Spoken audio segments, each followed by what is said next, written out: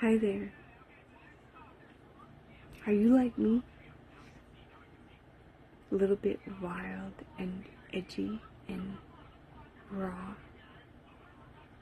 and passionate and deep and also spiritual, soft, present, and calm? For a long time I held back sharing and putting myself out there with the interesting and ridiculous notion that I couldn't be me, who is a little bit gangster, a little bit hood, a little bit rock and roll, and also holy.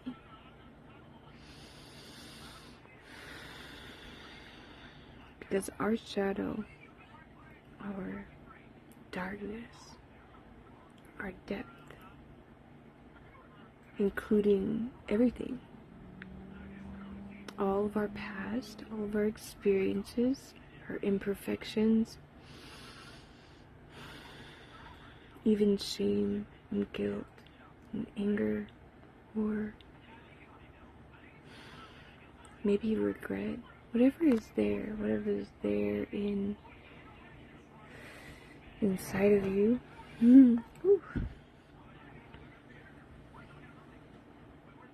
It's valid, it's valuable, it's the fullness of God. God didn't just want to come down and sit and meditate in a cave, although that's beautiful, noble, and special. But so is taking the kids to school, figuring out how to pay the bills, being frustrated by some of the things that show up in your day. I just keep hearing people speak recently, and I agree with some of it. I can always see all sides of it. I agree with some of it, but I keep hearing people say, you need to change the kind of music you're listening to, and I'm like, no. Never. No, I can just feel that part of myself that is even resisting, like, spiritual recommendations, or, I guess it's advice. Whatever it is, I just want to say to you that if you need to listen to some Tool, like, I miss listening to Tool, and, not I don't miss it, but, and I don't listen to a lot of, like, the grunge and the rock, and I definitely don't listen to, a lot of the gangster rap that I used to, although on occasion I will find, like, a clean version and still go for it. Because why not? That's what God wants to do. God came here to experience all of it through us. The divine is woven into the very fabric of our being, into our bones, into our soul, into our heart, our mind, our bodies. And yes, eat healthy, make the best choices for you, but when you want a cookie, eat a cookie. I remember, I haven't shared much about that yet, but my oldest son, Taylor, he took his life in 2022, and it was the very most tragic moment of my entire existence. I felt as though it shattered me into 10 trillion pieces, and I had no idea how I would ever get through it. At the very same time, I did feel, I didn't know I was going to talk about this. I did feel the most love. I felt the most presence of God and God's light than I had ever felt before that moment. And I did feel a whole lot while I was pregnant with my youngest son, and after his birth, during the first year or so of his life. but not that much, not this much. It was in my very darkest moments that I felt the most love, the most light. It was like a waterfall pouring through me. But in the days after his passing, he came through loud and clear. Now, I've always connected to spirit, always. I've always received messages from people who are passed on, even people I didn't know. I'd be like traveling on vacation and, some woman named Bridget would be coming through to me, telling me her story and excited and telling me things she had done in her life, and I'd be like, oh my god. And I would look it up online, and I'd be like, there she is. I would see pictures and poems of this woman. That's just one example, but my whole life, things like this, spirits talking to me. But and then my sweet son,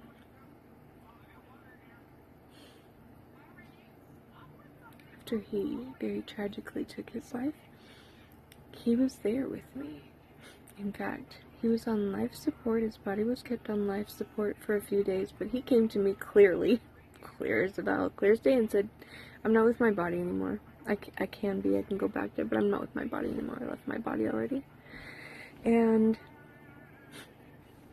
he was really calm the first day or so, but after only 3 days, he started playing me music, and I'm like, what are you doing? I'm grieving you, and I'm not happy. And he's like, but that's already in the past. And I was like, what? And he would play me songs that were funny, and I was like, that's not funny. But I was like having a hard time not smiling. And anyhow, what it taught me is that, feel the feelings, feel the grief, feel it all fully. But that doesn't mean that we aren't allowed to still have fun. In fact, a lot of the songs he was playing, I was like, oh my gosh, it was so edgy, and it was just so me, and it was undeniable and unmistakable. But I remember I had been on a special diet healing my liver and gallbladder for a number of years, and I was eating really strict and juicing every day and doing all these things, and it's great. I would love the opportunity to do that again, but I had been really strict with myself, and I was grateful that I did. But it had gotten a little bit intense. It had gotten expensive, and it was stressful to put everything into place every day. And I remember I saw these donuts, these donut holes that we bought from my youngest son, and I remember wanting one. And I remember Taylor, my oldest son, who had passed away, coming in so clear in that moment, and he was like, have one. And I was like, I really want one. And he was like, have 3 or 4. And so I did. And it just changed something in me. He taught me so much. You guys, I want to share more stories about that. It's been a real tender spot. And also, it was something that's so sacred to me. And I've hesitated to share it for a lot of reasons. Because I was like, well, what are people gonna think? Oh, well, it's okay. However you want to think of it, it's okay. I know that my experiences of all of that are real and valid, and they were so powerful. I mean, he was writing in Hebrew on the wall, in gold, like in light. It was like light. I didn't know Hebrew at the time. I thought it was light letters and light language, and it was my youngest son that saw it first. He's like, Mom, Taylor's writing on the wall. But he's like, but it's backwards. And I was like, that's so wild. And years later I studied Hebrew, and that's what he was writing. And he told us all about his Merkabah, his chariot, but he didn't call it that. There was just this way that he was able to travel. He was traveling around in it. And he was so funny. He would joke around all the time, because I'd be like, are you coming to the store with us now? And he's like, wait, I gotta go see if I have permission to leave the property. Just, anyhow, there's really no separation. That's what I've learned. Ooh, there's a big wind that's kicking up right now. There's no separation. There is no veil. The only veil is in our minds and in our doubts. there's no veil between the spirit world and, you know, between the living and the dead, so to speak. There's no separation, and there's no separation between heaven and earth. Heaven is here now. It's not somewhere outside of you. There's not something that you earn and then you go there when you die. No. Your ego kind of does have to die off a little bit. Not really, though. You know, your ego, we still need our ego to drive the car and eat and all the things. Daily functioning. But, where was I even going with all this? I don't even remember. Yeah, shadow and light and, the living and the dead. There's no separation between that anymore. There really... There is death and rebirth. Life is eternal. We are eternal. This moment is eternal. And it's the divine. That divine frequency runs in and through and everything. It's woven into the very fabric of you, your bones, your soul, your mind, your heart, your body. I think I'm coming back around to that. This may be a bit of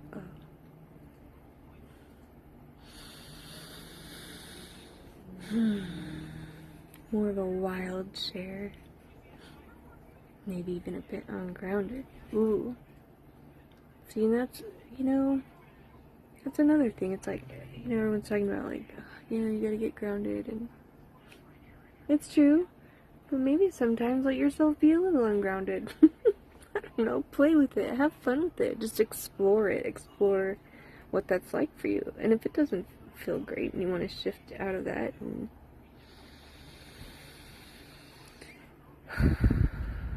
ground in, that's available too. You know, that was my recent guidance. Oh man, I had someone say that to me in the physical and I was like, what is he saying? Now I'm starting to get it. He said to me, what do you want? You can have anything you want. You're so powerful. You're so magic. You have abilities that are just, you know, beyond words. What do you want? What do you want to do? What do you want to create? And, you know, even when he first said it, I was like, whoa. Because I knew he was speaking truth. And I was like, that was about 6 months or so ago. Now I know that's true. But it's not necessarily like, okay, you know, you want like a dream home or a sports car, whatever. That's on the list too, though. If you want that, go for it. You know, if you want to start like a business or whatever it is. But it's moment by moment. It's like, what do you want in this moment? What's the vibration? What do you want to feel? Because it's available. And you will receive guidance of how to make that possible. You will. You will. What do you want? I want it all. No, reclaiming my sovereignty, and really stepping into that fully, looks like embodying all of my dark and my light, my moods and my emotions, and also my joy and playfulness and light, and even maybe my fears and insecurities, because I absolutely still have those. I'm just moving anyway. I'm doing the things anyway. And that's what's coming through. Like when we are willing to accept our shadow and our light, all of it, fully, all of it, freely, it's all here, all of it. The underworld. The underworld is here. That's where we are. It's here. It's inside of us and around us. And so is heaven. And from that place of wholeness, from all that is, all that you are, that's where you can create anything. Anything. What do you want? What do you want? What do you want to do? What do you want to do today? What do you want to do right now? Beyond the have-tos. Because I know we have responsibilities and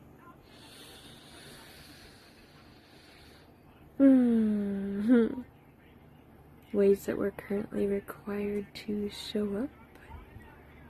But even in those spaces, like, let's say you work at a busy restaurant. That's what I was doing last year, and it was hectic. Oh my gosh, sometimes, like, my head would just be spinning, and a lot of the food was beautiful and complicated, and I was still learning it, and we would be so busy, and I would be so tired.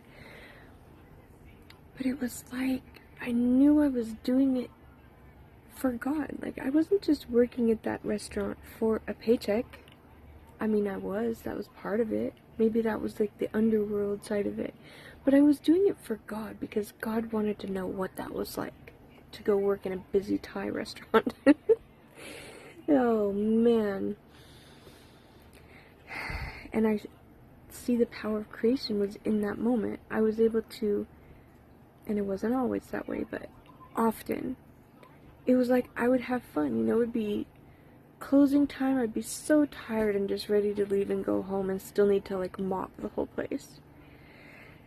And my body would just be aching, and my feet. But it was like we'd play the music, turn it up, and I would just dance with that mop, and I would feel God moving through me, and it was like God was the one that wanted to experience that. And so when I got my ego out of the way, or my perception of it, of, oh, this is so hard and I don't want to be doing this, I was like, well, God does, because that's why I'm here doing it.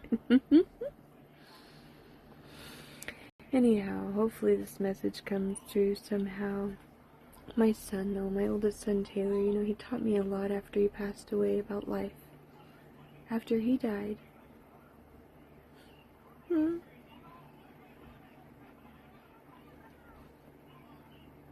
he spent days, hours, and weeks, and months, night and day, teaching me about life, and about how to really live.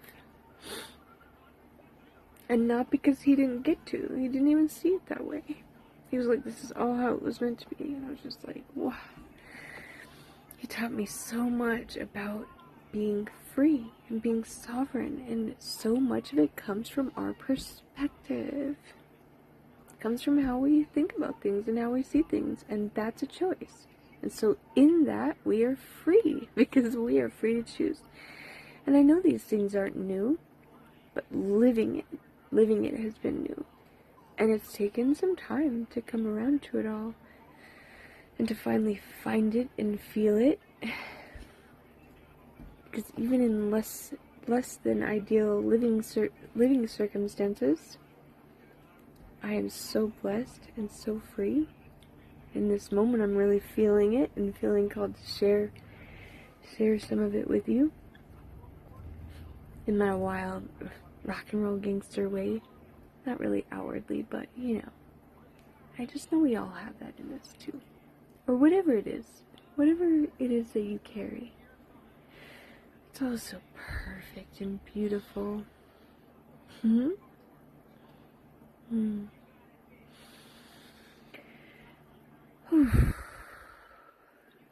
May you be blessed in this moment. Whenever you're seeing and hearing this message, may you find something in it that inspires you, or unlocks something in you.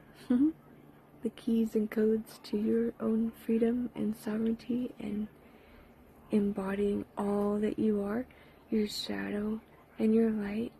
Root to crown, baby, root to crown.